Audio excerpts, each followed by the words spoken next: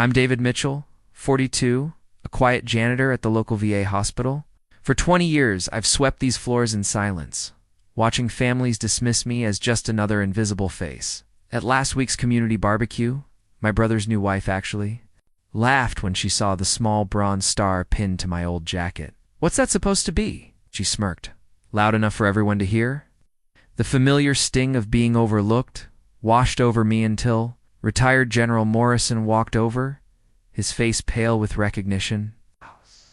What he said next about that little medal would shatter everything my family thought they knew about me. Some wounds never heal, but some truths can't stay buried forever. Every morning at 5:30, I clip my VA hospital badge to my uniform and begin another day of invisible service. The badge is worn and scratched, a simple piece of plastic that grants me access to hallways where broken men come to heal.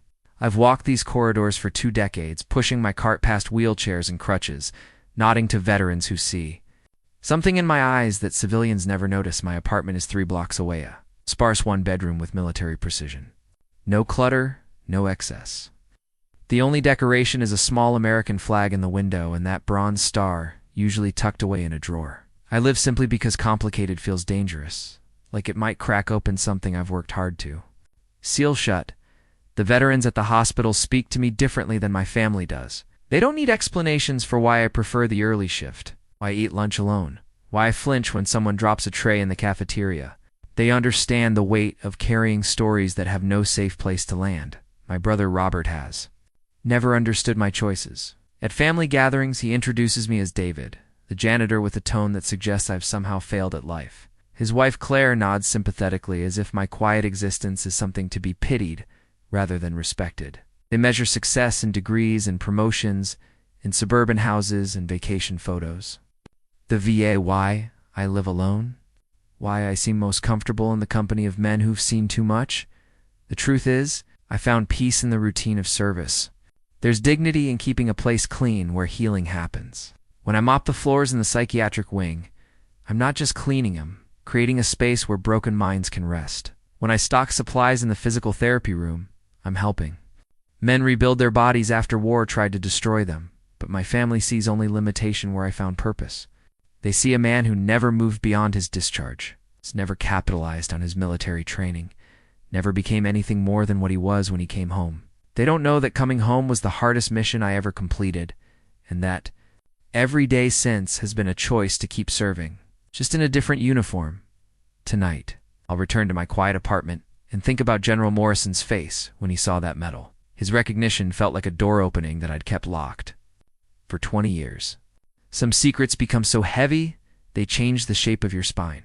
And I've been carrying mine for so long that I've forgotten what it feels like to stand up straight. The family photo sits on Robert's mantle, a remnant from our father's military funeral 15 years ago. 3 brothers in dress uniforms standing at attention while Mom clutched a folded flag. Robert, the eldest, went to law school after his service. Michael, the youngest, used his GI Bill for engineering. Then there's me in the middle, the one who never seemed to transition properly back to civilian life. Robert built his practice, married Claire, bought the house with the white picket fence. He serves on the city council now, makes speeches about supporting our veterans while somehow forgetting that his own brother is one. Claire fits perfectly into his world, ambitious, articulate, always dressed like she's heading to a business meeting. She works in real estate, sells dream homes to families who can afford them. They have 2 kids who call me Uncle David, with the same polite distance they use for the mailman. I send birthday cards and Christmas gifts, but I'm not the uncle they run to with scraped knees or exciting news. I'm the quiet one who sits in the corner at family gatherings, the one who doesn't contribute much to conversations about mortgage rates and school districts. Michael lives in Denver now, sends updates through Facebook posts about his latest hiking adventures and engineering projects. He escaped the weight of comparison by putting geography between himself and Robert's success. I stayed, maybe out of stubbornness, maybe out of some misguided sense of duty to family. The assumption has always been that I couldn't handle civilian life the way my brothers did, that I took the easy path, the one that required no ambition or growth. When I started working at the VA hospital, Robert actually asked if I was okay mentally, as if choosing to work with veterans was a sign of psychological damage rather than purpose. Claire's comment about my medal wasn't unusual. She's made similar observations before about my old truck, my simple apartment, my preference for staying home rather than joining their social events. To her, I'm the family member who never quite figured it out, who needed to be managed and occasionally pitied. But there's something they don't know about that funeral photo. While they see 3 brothers grieving their father, I see 3 men who serve their country in different ways. Robert spent his deployment in Germany, working legal cases from a secure office. Michael operated communications equipment from a fortified base in Kuwait. And me, I was in places that don't appear on maps, doing things that don't get mentioned in casual conversation. The medal they mock as a participation trophy is actually a bronze star, awarded for valor in combat. But I've never corrected their assumptions. Never felt the need to prove anything. Military service isn't a competition, and heroism isn't something you advertise. At least, that's what I told myself for 20 years. Now I'm wondering if my silence was misplaced humility or cowardice. Maybe there's a difference between quiet dignity and allowing yourself to be diminished. Maybe General Morrison's recognition was God's way of saying it's time to stop hiding from the truth of who I am. The moment General Morrison saw my medal, his entire posture changed. This was a man who had commanded thousands of soldiers, who had shaken hands with presidents and decorated heroes across for decades of service. His record spoke of tours in Vietnam, Iraq, and Afghanistan, of a military career that spanned generations of American conflicts. Yet something about that small bronze star on my jacket made him stop mid-conversation and stare.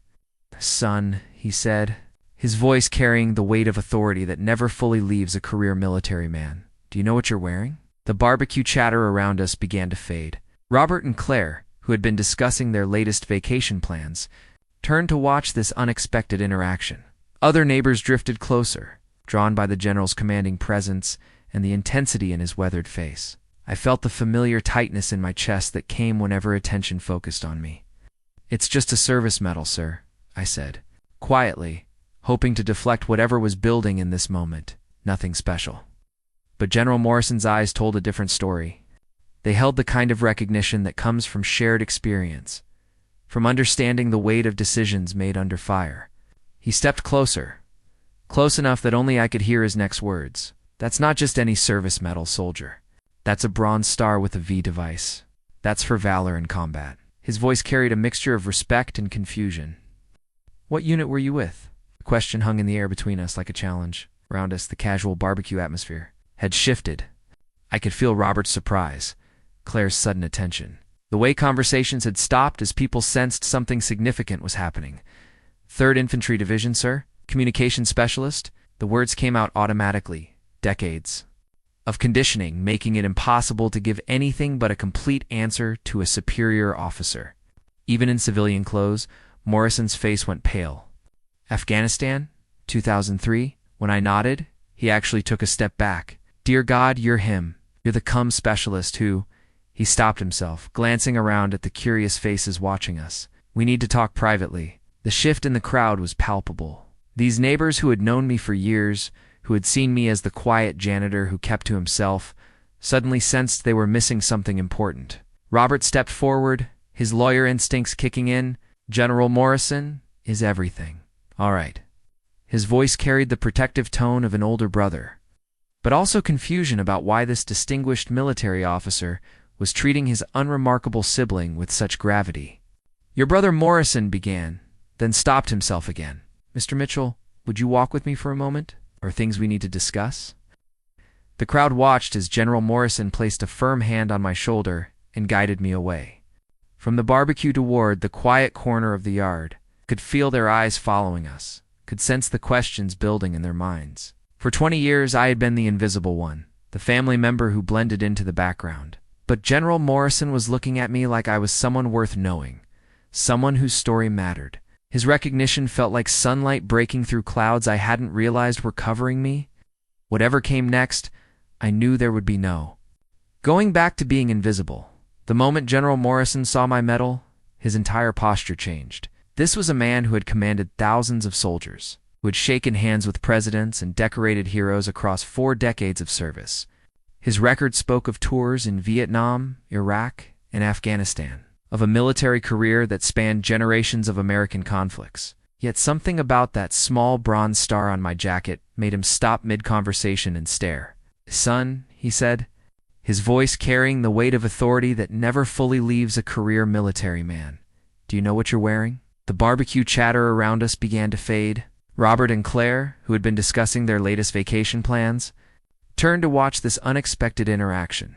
Other neighbors drifted closer, drawn by the general's commanding presence and the intensity in his weathered face. I felt the familiar tightness in my chest that came whenever attention focused on me. "It's just a service medal, sir," I said, quietly hoping to deflect whatever was building in this moment. Nothing special. But General Morrison's eyes told a different story. They held the kind of recognition that comes from shared experience, from understanding the weight of decisions made under fire. He stepped closer, close enough that only I could hear his next words. "That's not just any service medal, soldier. That's a bronze star with a V device. It's for valor in combat." His voice carried a mixture of respect and confusion. "What unit were you with?" The question hung in the air between us like a challenge. Around us, the casual barbecue atmosphere had shifted.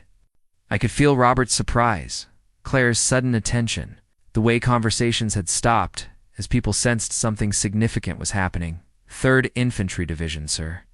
Communications specialist." The words came out automatically, decades of conditioning making it impossible to give anything but a complete answer to a superior officer, even in civilian clothes. Morrison's face went pale. "Afghanistan, 2003? When I nodded, he actually took a step back. "Dear God, you're him. You're the comm specialist," he stopped himself, glancing around at the curious faces watching us. "We need to talk privately." The shift in the crowd was palpable. These neighbors who had known me for years, who had seen me as the quiet janitor who kept to himself, suddenly sensed they were missing something important. Robert stepped forward, his lawyer instincts kicking in. "General Morrison, is everything all right?" His voice carried the protective tone of an older brother, but also confusion about why this distinguished military officer was treating his unremarkable sibling with such gravity. "Your brother," Morrison began, then stopped himself again. "Mr. Mitchell, would you walk with me for a moment? There are things we need to discuss." The crowd watched as General Morrison placed a firm hand on my shoulder and guided me away from the barbecue toward the quiet corner of the yard. I could feel their eyes following us, could sense the questions building in their minds. For 20 years I had been the invisible one, family member who blended into the background. But General Morrison was looking at me like I was someone worth knowing, someone whose story mattered. His recognition felt like sunlight breaking through. Clouds I hadn't realized were covering me. Whatever came next, I knew there would be no going back to being invisible. Afghanistan. March 2003. The memory came flooding back with startling clarity as Morrison spoke, as if his words had unlocked a door I'd kept sealed for 20 years. We were stationed at Forward Operating Base Salerno, a collection of concrete barriers and sand-filled walls carved into the mountainous terrain near the Pakistan border. I was 22 then, a communications specialist trained to maintain the vital links between scattered units and command. My job was to ensure that voices could travel across the deadly landscape, that calls for help could reach ears that might provide salvation. It was technical work, requiring precision and patience, but it was also the lifeline that kept men alive. The mission briefing had been routine established at communications relay point on a ridge overlooking a valley where intelligence suggested Taliban movement. Our unit, 12 men strong, would hike to the designated coordinates, set up equipment, and provide communication support for a larger operation planned for the following week. Staff Sergeant Rodriguez led our team, steady professional from Texas who treated his men like family.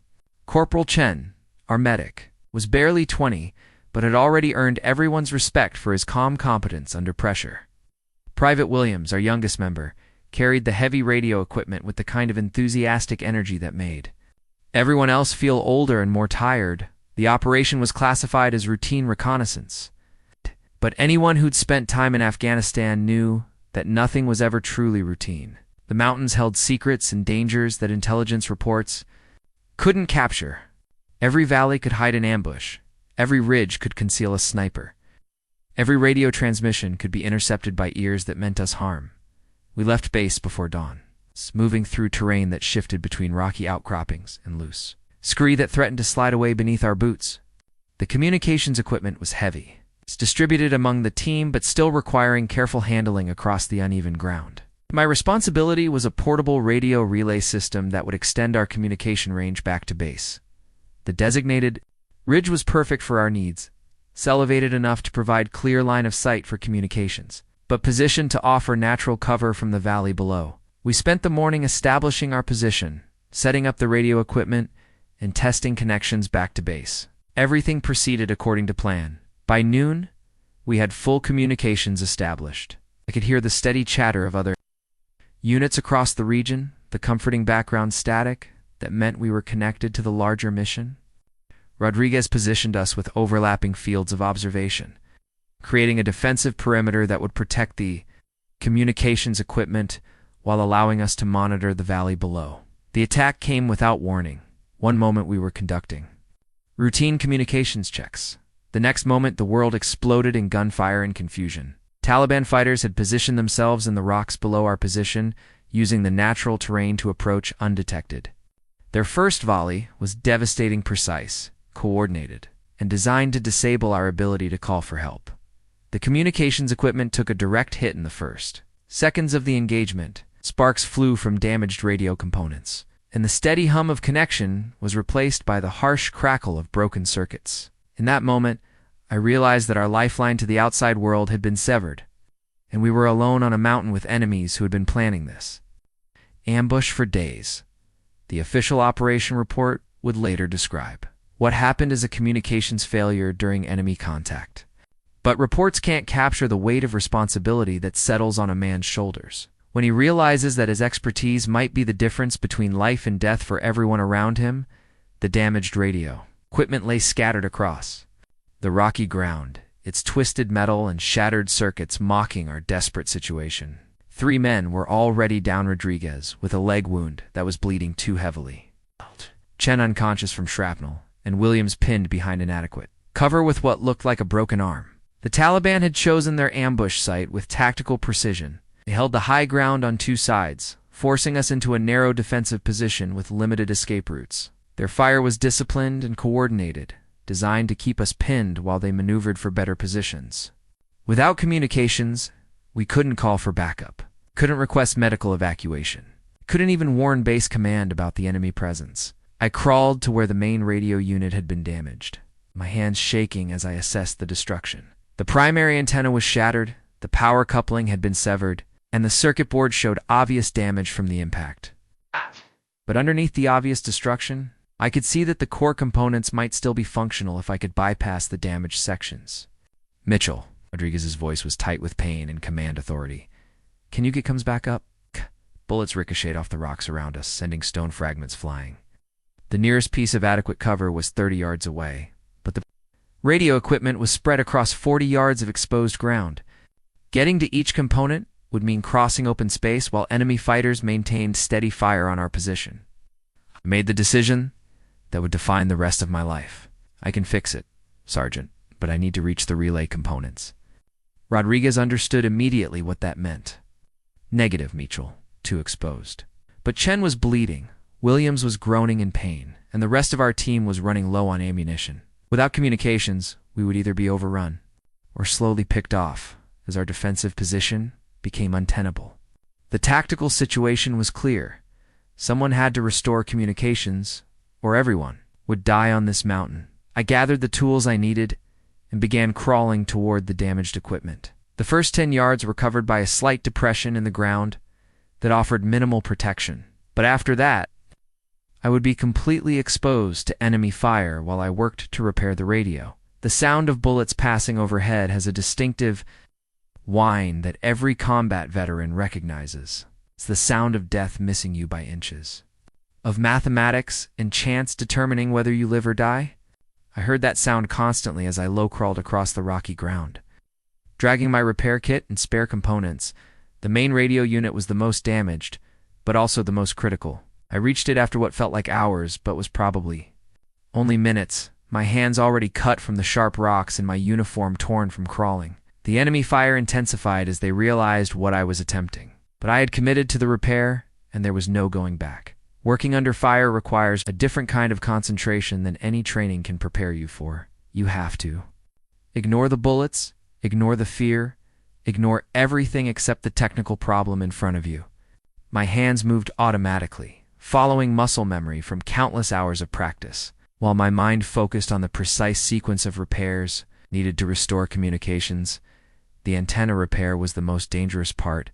I had to expose myself completely to reach the mounting point, standing upright for several seconds while enemy bullets searched for me. In that moment, everything went quiet except for the sound of my own breathing and the click of components fitting together. Time seemed suspended, as if the universe was holding its breath to see whether I would succeed or die trying. The radio crackled to life with the most beautiful sound I'd ever heard, the voice of base command, cutting through the static like a lifeline thrown to drowning men. Apache 6. This is base. We read you. What's your status? My hands were shaking as I pressed the transmit button, enemy bullets still whining overhead. Bass. This is Apache 6. We're pinned down, taking heavy fire. Oh. Multiple wounded, need immediate medevac and close air support. Copy that, Apache 6. Medical birds are spinning up now. Can you mark your position? I could hear the concern in the dispatcher's voice, but also the efficient professionalism that meant help was already in motion.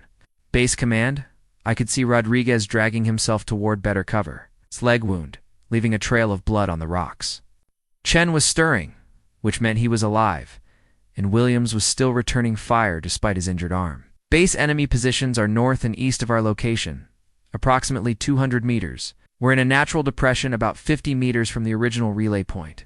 I tried to keep my voice steady while bullets continued to impact around the radio position. Roger that, Apache 6. We have your GPS coordinates. Cobra gunships are inbound ETA 12 minutes. Medical helicopter is 5 minutes behind them. Can you maintain position?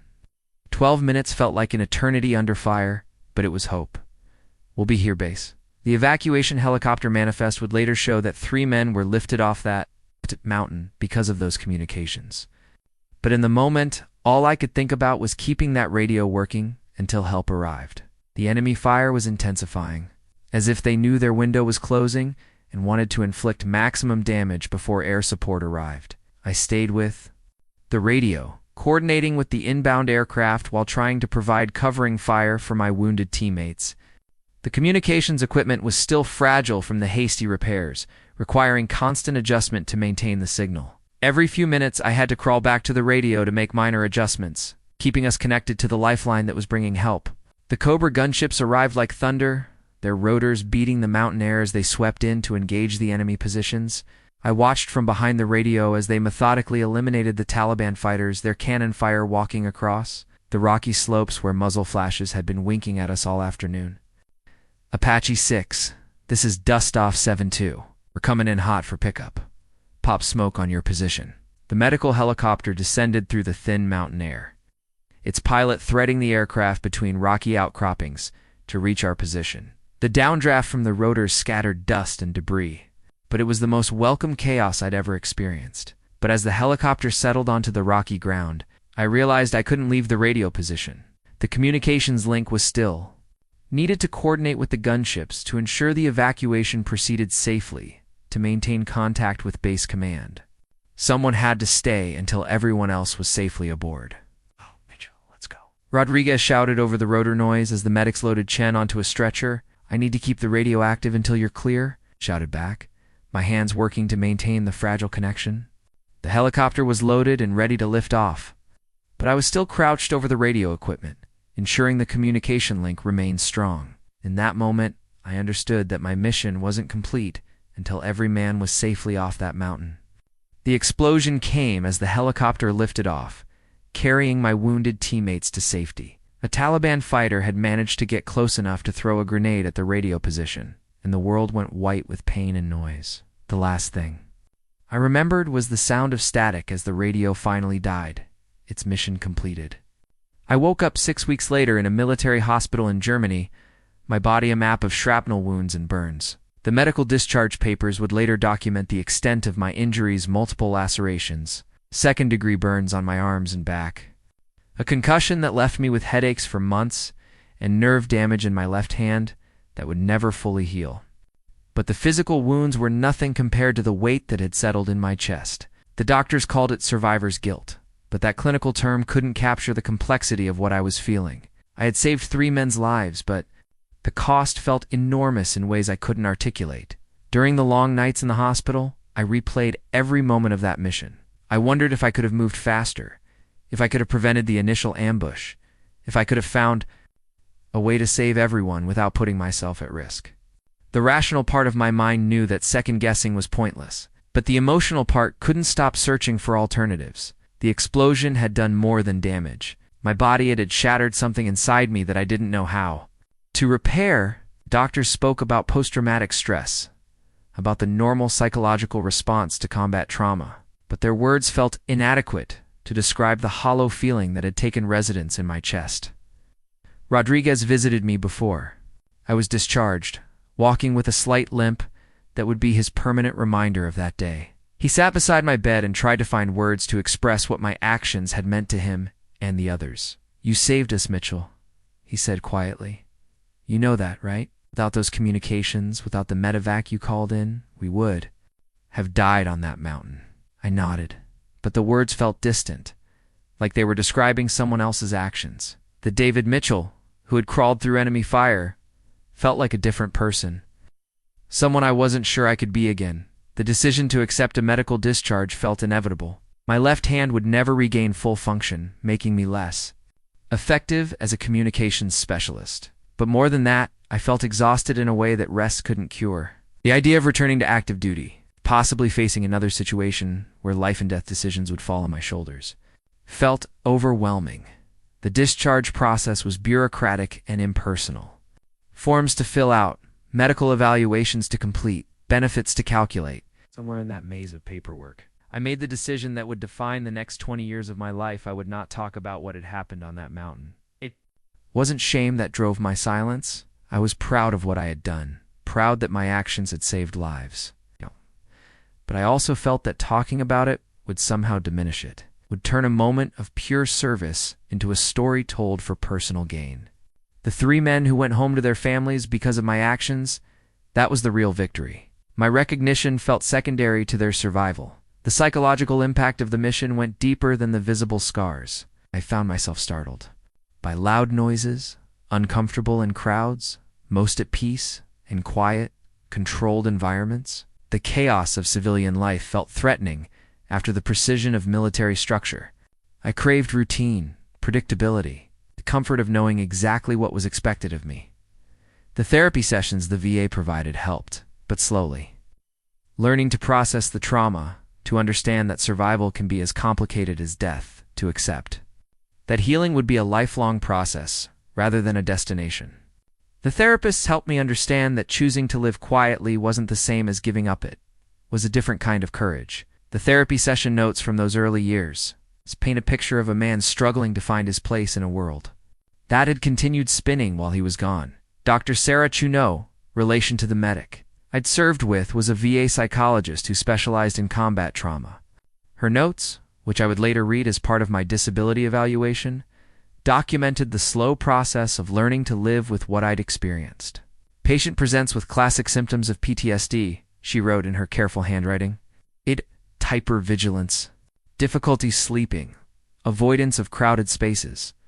Most notably, he demonstrates an almost compulsive need to minimize his own combat experience, deflecting questions about his service with generic responses. Coming home to family who had no framework for understanding what I'd been through was perhaps the most isolating experience of my life. They wanted the old David back, the younger brother who had been eager and optimistic when he left for basic training.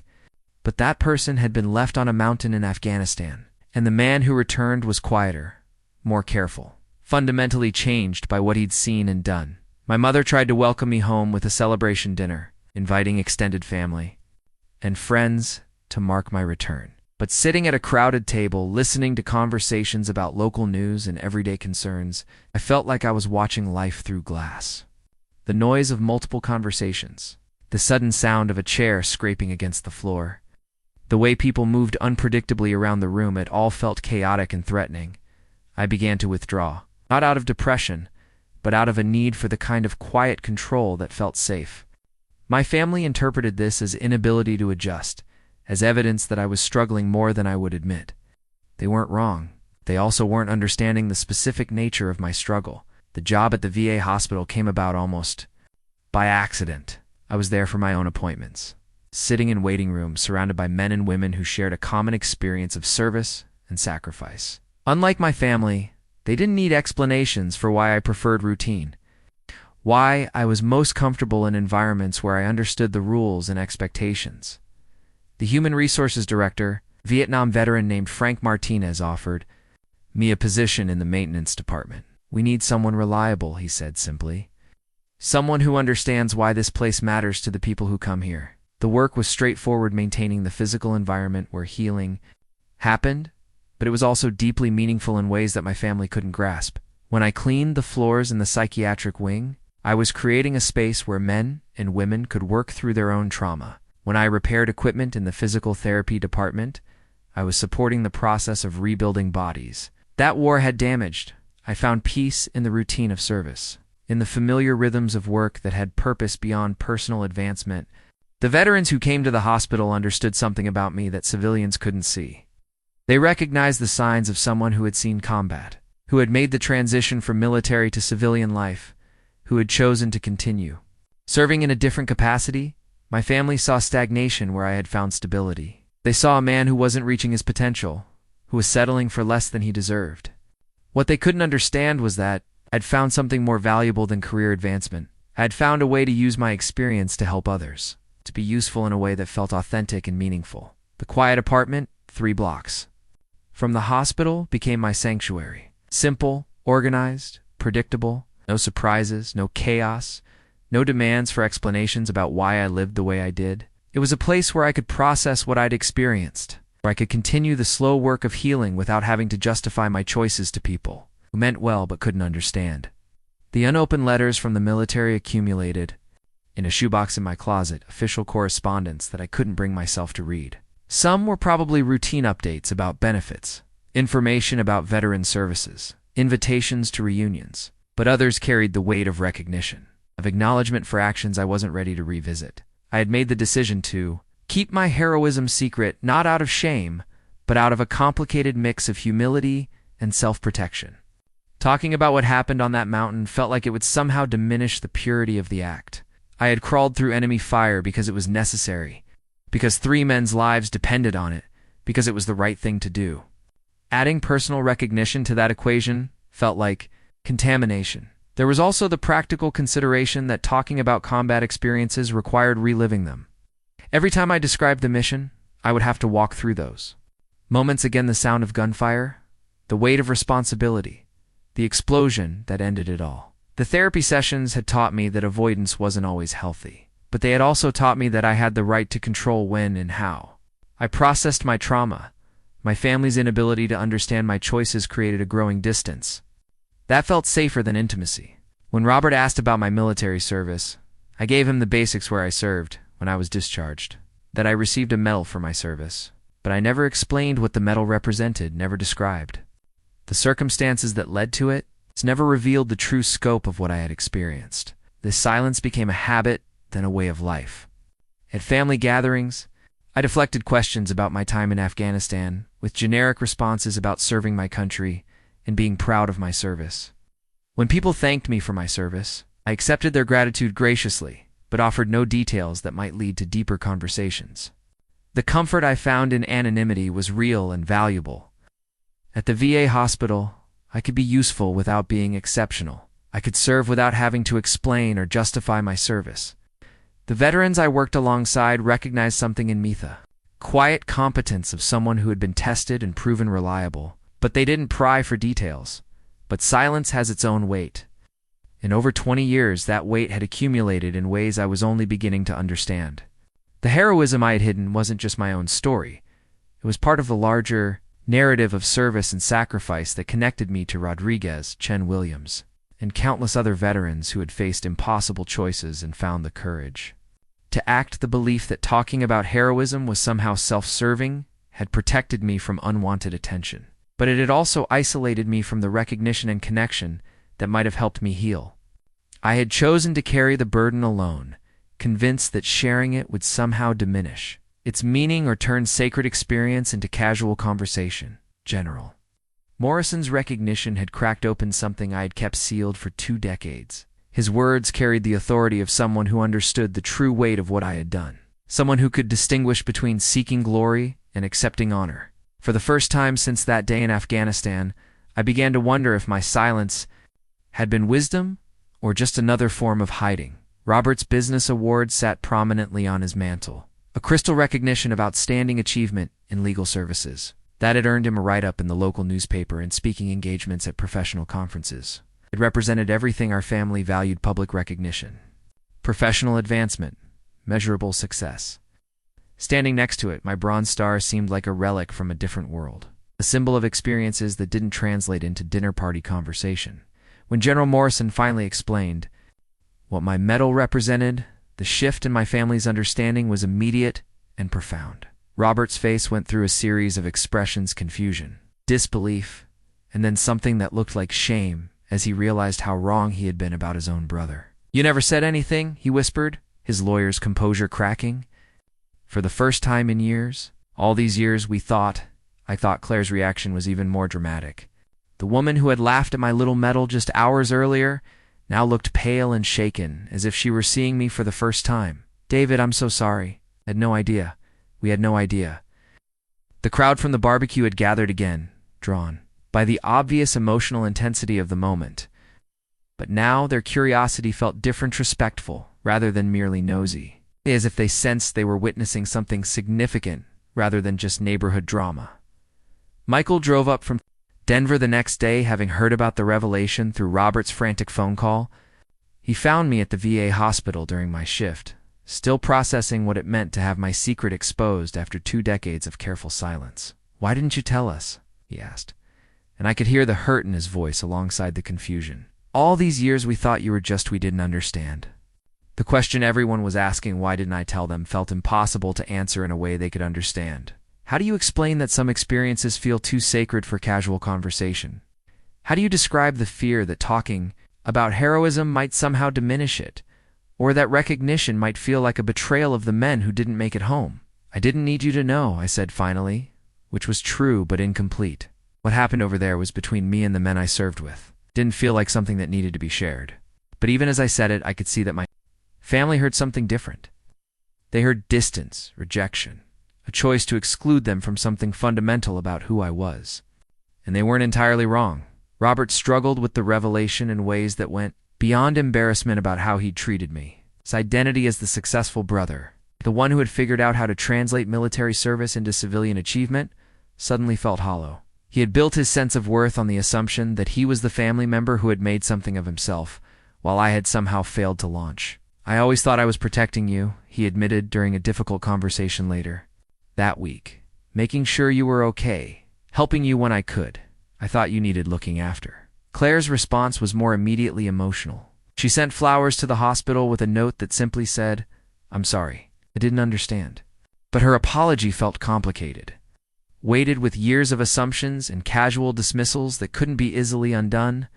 The shift in how they saw me was dramatic.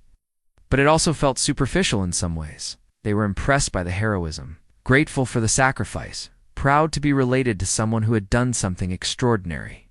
But they still didn't understand the man who had chosen to work at the VA hospital, who preferred quiet evenings to social gatherings, who had built a life around service rather than advancement.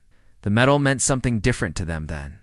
It did to me. To them, it was proof of valor, evidence of exceptional character, a story worth telling. To me, it was still a reminder of the worst and best day of my life, a symbol of choices made under impossible circumstances, a weight I had carried alone for 20 years. The Medal of Honor citation that General Morrison carried in his files was a document I had never seen. It's written in the formal language of military recognition, but describing actions that felt surreal when applied to my own experience. For conspicuous gallantry and intrepidity at the risk of his life above and beyond the call of duty. It began words that seemed to describe someone else entirely. Morrison had requested a private meeting to share the full scope of what he had documented about that day in Afghanistan. We met at his home, a modest ranch house filled with military memorabilia and family photos that spoke of a life dedicated to service. His study was lined with commendations, unit histories, and photographs of soldiers from multiple conflicts. Paperwork got lost in the shuffle, he explained, pulling out a thick folder filled with documents I'd never seen. The mission was classified, the unit was transferred, and the recommendation sat in bureaucratic limbo for months at a time. It worked its way through the system. You had been medically discharged, and the moment had passed. He spread the documents across his desk: witness statements, operational reports, medical records, and most importantly, letters from the three men whose lives I had saved. Rodriguez, Chen, and Williams had each written detailed accounts of what happened that day, describing my actions from their perspectives as wounded men, watching someone risk everything to save them. "Listen to this," Morrison said, reading from Rodriguez's statement. "Specialist Mitchell exposed himself to direct enemy fire for over 18 minutes while repairing communications equipment. His actions under extreme duress demonstrated extraordinary valor and saved the lives of 3 wounded soldiers who would have died without medical evacuation." Chen's letter was even more detailed, written with the precision of someone trained to observe and document medical emergencies. Mitchell's decision to maintain radio contact until the helicopter was clear of the landing zone, despite being under direct fire, ensured the successful evacuation of all wounded personnel. His dedication to the mission resulted in serious injuries to himself, but prevented any loss of life. But it was William's letter that hit me the hardest. I was 19 years old and convinced I was going to die on that mountain. Watching Mitchell crawl through enemy fire to fix that radio gave me hope that someone cared enough to risk everything for us. I've thought about his courage every day since, and I've tried to live my life in a way that honors what he did for us. Morrison's voice was steady as he read, but I could see the emotion in his weathered face. "These men went home because of what you did, David. Rodriguez has been married for 15 years now, has 3 kids. Chun became a doctor, specializes in trauma surgery at a level 1 trauma center. Williams runs a nonprofit that helps homeless veterans find housing and employment." The impact of learning about their lives was overwhelming. For 20 years, I had carried the memory of that day as a moment of crisis and survival. But hearing about the decades that followed, the marriages, children, careers dedicated to helping others, transformed my understanding of what those 18 minutes under fire had really meant. "There's something else," Morrison continued, pulling out a final document. "The 3 of them have stayed in touch over the years. They've been meeting annually on the anniversary of the mission, and they've been looking for you. They want to thank you properly, to let you know how your actions changed their lives." The thought of seeing them again filled me with a complex mix of emotions. Pride, certainly, but also vulnerability. These men had built lives on the foundation of time I had given them, and meeting them would mean confronting the full weight of what heroism actually means, not just the moment of action, but the lifetime of consequences that follow. Morrison leaned back in his chair and looked at me directly. "You deserve recognition for what you did, son. More than that, you deserve to understand the full impact of your courage. Those men didn't just survive. Because of youth, they thrived. Your families exist because you were willing to risk everything. It's not something to hide from." The letters from the soldiers I had saved arrived 3 days later, delivered by General Morrison, who had contacted them after our meeting. 3 envelopes, each containing 20 years of gratitude and life updates that I had never expected to receive. Reading them felt like opening a door to a parallel universe where my actions had created ripple effects. I had never imagined Rodriguez's letter was written on pediatric hospital letterhead, where he worked as a security supervisor.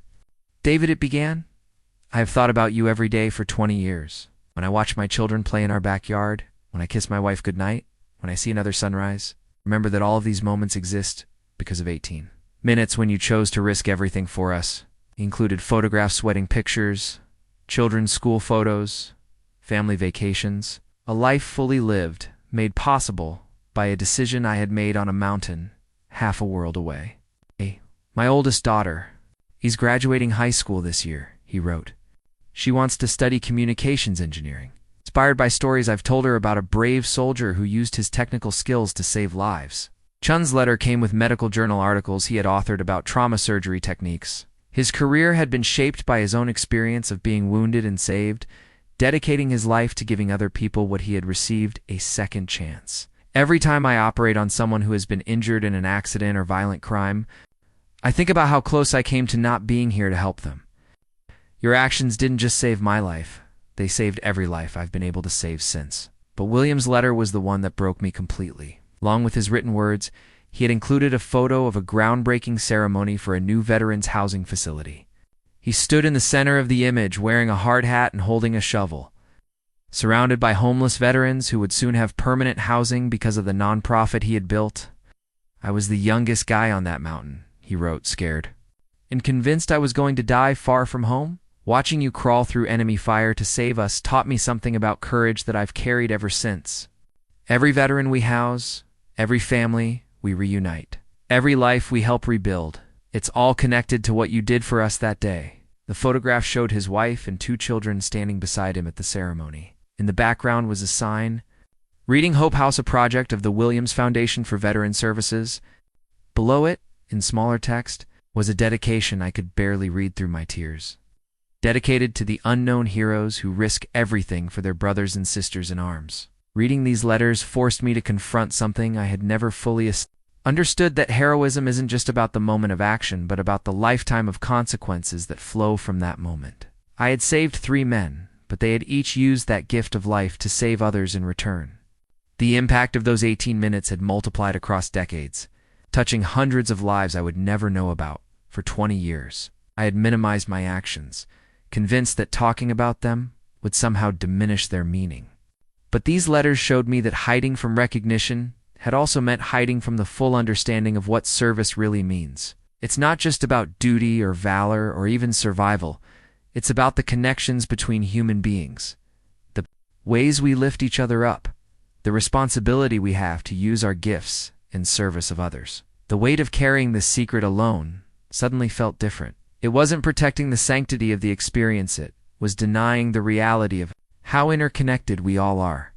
Rodriguez's children, Chun's patients, William's homeless veterans, they were all part of the story that began on that mountain. And I had been missing 20 years of that larger narrative, sitting in my quiet apartment, surrounded by evidence of lives I had helped save and the lives they had gone on to save. I finally understood what General Morrison had been trying to tell me.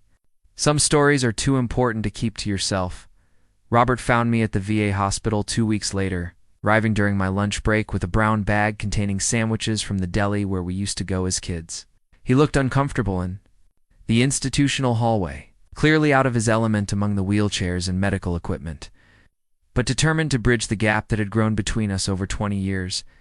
"I brought your original military dog tags," he said, pulling a small box from his jacket pocket. "Mom kept them after you were discharged. I thought maybe you'd want them back." The dog tags felt heavier than I remembered, their worn metal surfaces holding decades of history. David Mitchell, B+ blood type, Methodist. Such simple information, but it connected me to the young soldier who had shipped out to Afghanistan with hope and certainty about his mission. "I need to apologize," Robert continued, his lawyer's eloquence failing him as he struggled to find words adequate to the situation. "It's not just for Claire's comment about your medal, but for 20 years of not understanding who you are, what you've been through, what you chose to do with your life." We walked to a quiet corner of the hospital cafeteria, surrounded by veterans in various stages of recovery and the staff who cared for them. In this environment, our conversation felt different than it would have in Robert's office or his suburban home.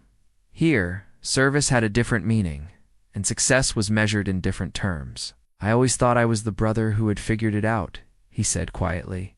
"The one who had successfully transitioned from military to civilian life, who had built something meaningful. I thought you were struggling, that you needed help but were too proud to ask for it." The honesty in his voice was painful but necessary. We had been operating under completely different assumptions about each other's lives for 2 decades, and bridging that gap would require acknowledging the full scope of our misunderstanding. "I was protecting you in my mind," Robert continued, "making sure you were included in family events, checking on you periodically, treating you like the brother who needed looking after. I had no idea that you were the one who had actually been tested, who had proven himself in ways that my legal career never required." The irony wasn't lost on either of us. While Robert had been building his practice and accumulating professional recognition, I had been quietly serving men and women who had sacrificed pieces of themselves for their country. His success was public and measurable. Mine was private and immeasurable. "Why didn't you tell us?" he asked. The question I had been expecting but still found difficult to answer. "Because it didn't feel like mine to tell," I said finally. What happened on that mountain was about Rodriguez, Chen, and Williams getting home to their families. My part was just doing what needed to be done. Talking about it felt like making it about me instead of about them. Robert was quiet for a long time, processing an explanation that challenged everything he understood about achievement and recognition. In his world, accomplishments were meant to be shared, celebrated, leveraged into greater opportunities. In my world, the most meaningful accomplishments were often the ones no one ever heard about. Claire wants to make this right, he said eventually. She's been researching Medal of Honor recipients, reading about military recognition, trying to understand what she missed. She knows her apology wasn't enough. Claire's transformation was perhaps the most dramatic of all. The woman who had mocked my medal was now actively learning about military service, attending veteran support group meetings as a civilian ally, volunteering at the VA hospital on weekends. Her guilt had motivated her to action, but her actions had led to genuine understanding. "She asked me to give you this," Robert said, handing me an envelope with my name, written in Claire's careful script. Inside was a donation receipt to the Williams Foundation for Veteran Services, made in my name. The amount was substantial more than Claire typically spent on charitable giving, but attached to the receipt was a handwritten note. "I'm trying to understand what service really means. Thank you for showing me." The reconciliation with my family wasn't immediate or complete, but it was real. They began to see my work at the VA hospital not as settling for less, but as choosing to continue serving in a way that felt authentic and meaningful. They understood, finally, that my quiet life was not a failure of ambition, but a conscious choice about how to use the time I had been given. The upgraded Medal of Honor arrived at the VA hospital on a Tuesday morning, delivered by a military honor guard that drew stares from patients and staff throughout the building. The ceremony was scheduled for the following weekend, but holding the actual medal in my hands made the recognition feel suddenly overwhelmingly real. General Morrison had coordinated with the Pentagon to correct the bureaucratic error that had prevented my proper recognition 20 years earlier.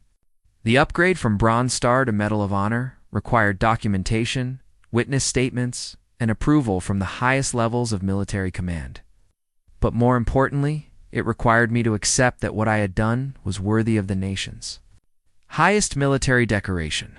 The ceremony took place at the Regional VA Medical Center in an auditorium filled with veterans, active duty military, family members, and the three men whose lives had made this moment possible. Rodriguez flew in from Texas with his wife and children. Chen drove down from his hospital in Chicago, wearing his doctor's coat as a reminder of the career my actions had made possible. Williams came from Seattle with representatives from his Veteran Services Foundation. Seeing them again after 20 years was emotional in ways I hadn't anticipated. Rodriguez looked older, grayer, but carried himself with the confidence of a man who had built a good life on borrowed time. Chen had the focused intensity of a surgeon, but his eyes held the same gratitude I remembered from that hospital in Germany. Williams had grown from the scared 19-year-old I remembered into a man whose presence commanded respect and whose foundation had helped hundreds of veterans build their lives.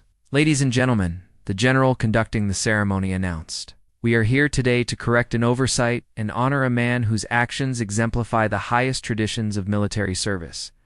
My family sat in the front row, Robert and Claire with their children, Michael, who had driven up from Denver, my mother, who had flown in from Florida. For the first time in 20 years, they were seeing me not as the quiet brother who had never quite figured out civilian life, but as someone whose service had earned the nation's highest recognition. But the moment that mattered most was when Rodriguez, Chen, and Williams stood to read their own statements about that day in Afghanistan. Their words carried more weight than any official citation because they came from the men who had lived through those 18 minutes under fire. "David Mitchell crawled through enemy fire to save our lives," Rodriguez said, his voice steady, but emotionally. "But more than that, he gave us the chance to become the men we were meant to be.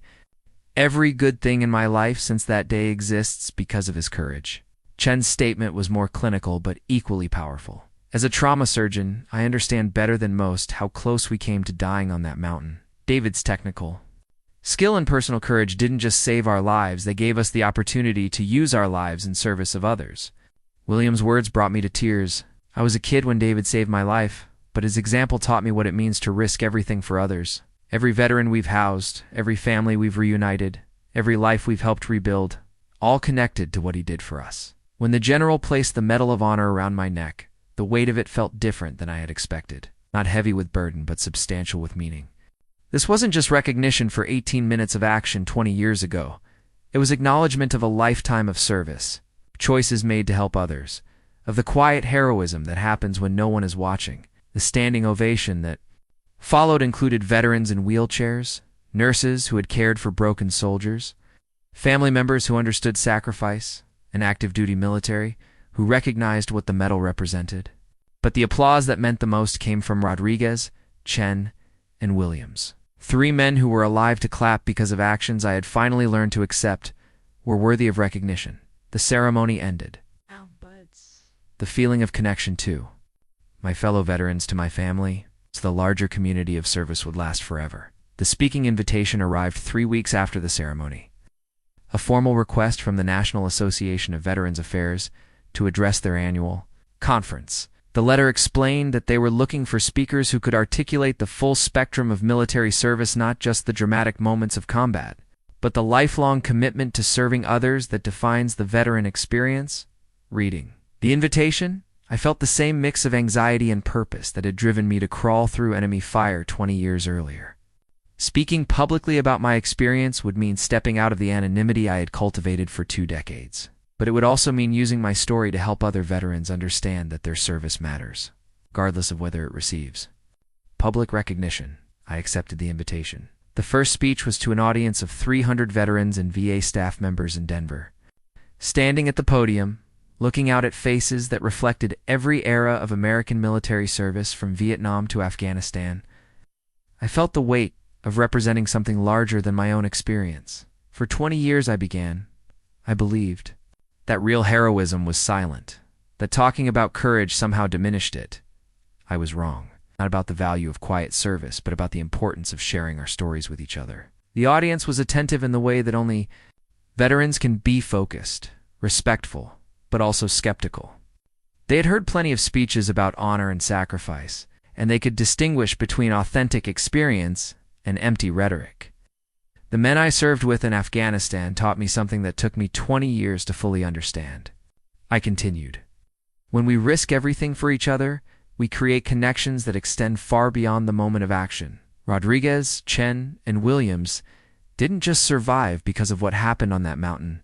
They used their survival to serve others, to build families, to create meaning from their experience. After the speech, the responses were immediate and personal. Veterans approached me with their own stories of quiet service, of heroism that had never been recognized, of struggles with accepting recognition for actions they considered simply doing their job. I realized that my experience of hiding from acknowledgement was not unique. Many veterans struggled with the balance between humility and accepting honor. The speaking engagements multiplied: VA hospitals, military bases, veteran service organizations, college campuses, where ROTC programs wanted students to understand what service really means. Each speech refined my understanding of what message needed to be shared: that heroism comes in many forms, that service doesn't end with discharge, that the connections we form through shared sacrifice create responsibilities that last a lifetime. But the most meaningful engagement was at a small VA clinic in rural Montana, where I spoke to 20 veterans about the importance of sharing their stories with their families. After the presentation, an elderly Vietnam veteran approached me with tears in his eyes. "I've never told my kids what happened over there," he said quietly. "After hearing you tonight, I think maybe it's time. Not because I want recognition, but because they deserve to understand who their father really is." That conversation crystallized something I had been learning through months of speaking engagements. The silence I had maintained for 20 years hadn't just hidden my own story. It had also prevented me from helping other veterans understand that their experiences matter. Their service has meaning beyond the moment it was performed. My role at the VA hospital evolved as well.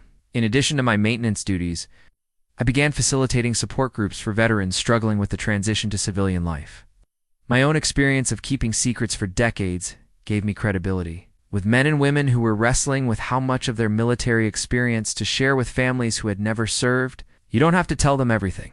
I would say to veterans who were afraid that sharing combat experiences would burden their loved ones.